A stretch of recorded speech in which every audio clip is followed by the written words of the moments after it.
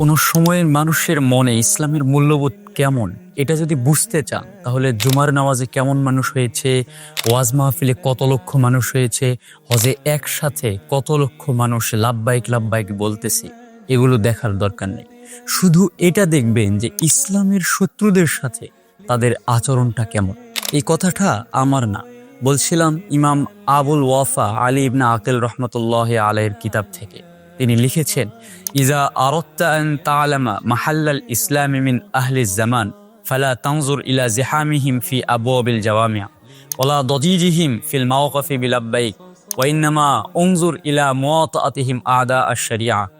আমরা যদি ইবনে আকিল রহমতুল্লাহ আলাইহির বক্তব্য নিয়ে গভীরভাবে চিন্তা করি তাহলে আমাদের সমাজের বাস্তব চিত্রই স্পষ্ট হয়ে ওঠে।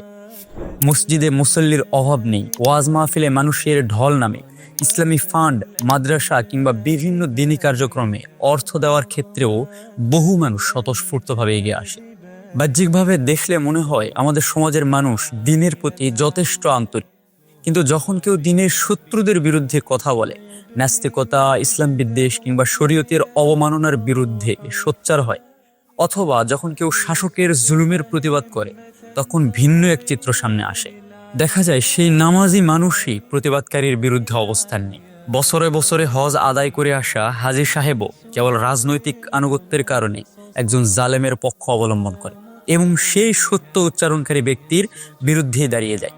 তো ভেবেচিন্তে দেখলে মনে হয় আমাদের সমাজের বর্তমান অবস্থাও মূলত এটাই।